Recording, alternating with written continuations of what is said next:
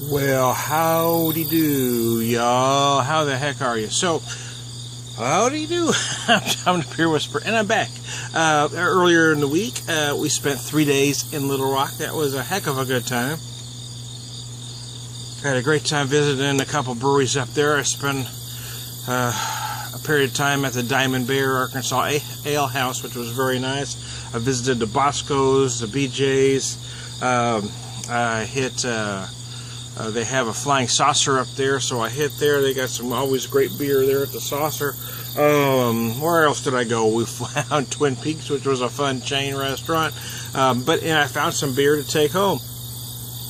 Oh yeah, babe. This is wow. This is the Imperial IPA from Saddlebock. Last year in October, I visited Saddlebock and Core, but unfortunately at that time they didn't have these in bottles. So I don't even think they had the Imperial IPA brewed at that time, but got bugs flipping around here.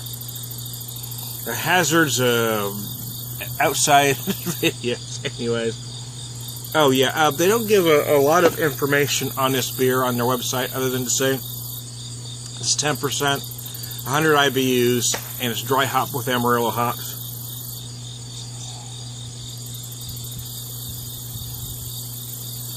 Oh, wow. Wow. Here it comes, Martha. Oh, wow. Damn. Wow. Ooh. Wow.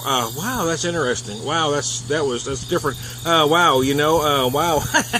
Damn, another wow. Quit saying wow, man. It says 10% IPA with higher alcohol and the finest hops, perfectly balanced. Yeah, okay. Yeah, it is. There is a lot of malt in fact, it's very sweet up front.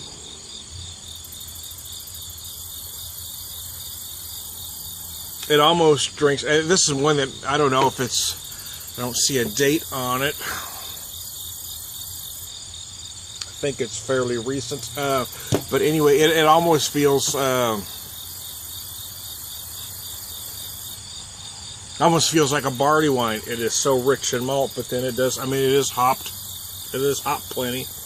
It's certainly, you know, hopped enough certainly to be called an Imperial IPA. It's just a little different than most double or Imperials are coming out these days. It is big and malty. It is very chewy.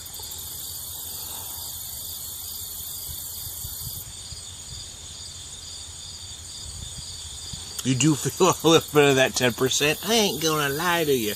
Wow. I picked up 2 bottles of this, I believe, because I wanted to send one to a friend. He may not get it. Sorry, man. Of course, I didn't tell him he was getting it yet, but other than, you know, now somebody knows they were going to get one. No, I may get that too. It's very different. It's very different, actually. It does remind me a little bit of Piney River's Mule Team. It is because that was kind of that one was a huge malt as well. This one's a tad sweeter than the Mule Team, and I actually feel the alcohol a little more in this than I did the Mule Team. But there are some similarities for sure.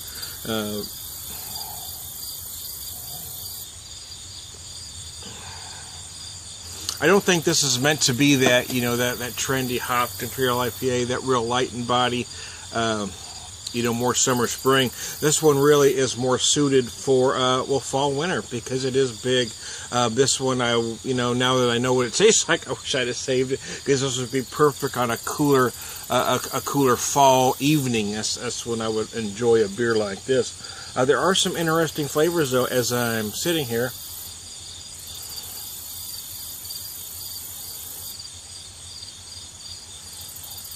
I do get a little bit of that alcohol in the nose. I get a little bit of sweet molasses. I also get some pine. I do feel a little, you know, maybe brown sugar notes. I mean, there is some sweetness on the palate. Again, you know, I do feel some of the alcohol. I can tell it's a big ass beer, which is why I'm going to drink it rather slowly. And just feel real malty and sweet up front, but there is a lot of hops on the back end to kind of clean her up a little bit. whether it's enough, it's going to depend on what your palate is for this type of beer. I'm going to tell you where the trend isn't this direction. But that's not to say that this is a bad beer. In fact, I'm enjoying the hell out of it. I like it a lot. But the trend is, this is not where the trend is. The trend is for that lighter body, more trendy hopped Imperial IPA. This one is a lot going on. It is big, it is malty, it is complex. Those IPAs are very good, those Imperial IPAs. The problem with them is they do tend to get one-dimensional. But that's what a lot of the drinkers want these days. They want that real, they want that Citra hopped or Mosaic or, Galaxy hopped, very light body Imperial IPA that tends to be one-dimensional. This one has a shitload going on. It's going to take me probably the better portion of this bottle to figure out all the flavors in this thing. But that's okay, because I've got a little chill on it. I got a feeling this thing's really going to give up more as I let it warm. So I'm telling the Beer Whisperer, if I don't get hammered by this thing, I may come back and do a second part to it.